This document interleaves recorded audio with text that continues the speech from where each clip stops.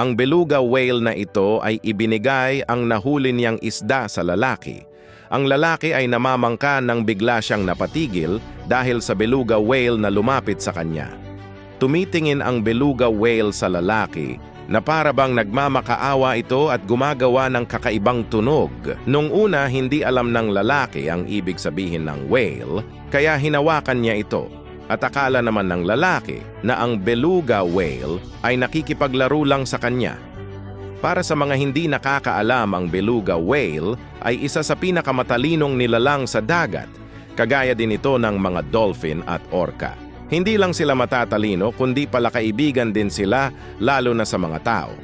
Ang lalaki ay hinimas-himas lang ang ulo ng beluga whale at umalis na ito. Pero hindi inaasahan ng lalaki na susunod ang hayop sa kanya. Hindi umalis ang beluga sa tabi ng lalaki. At makaraan ng ilang sandali, pinahinto na ng beluga ang sinasakyan ng lalaki. Napagtanto ng lalaki na mayroong rason kung bakit ganoon na lang kadesperado ang hayop na pansinin siya, na para bang nasa panganib ito. Ilang sandali ay umikot ang beluga at para bang sinasabi niya sa lalaki na sundan siya nito.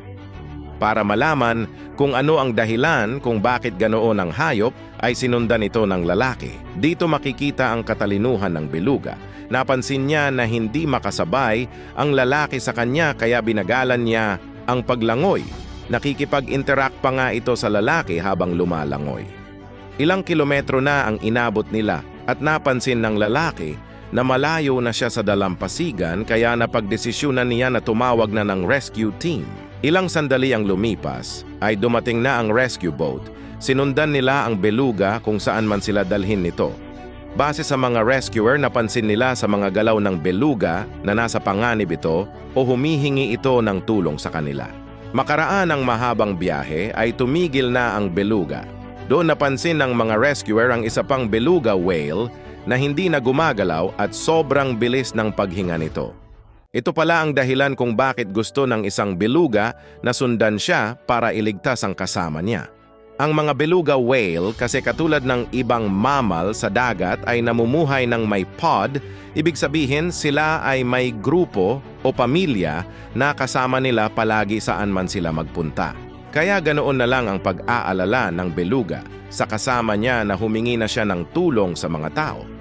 Napagtanto ng mga rescuer na hindi nila kayang gamutin ang beluga sa lugar na iyon, kaya kinuha nila ito at dinala sa Animal Rescue Center. Ito ang patunay sa katalinuhan ng mga nilalang na ito sa dagat.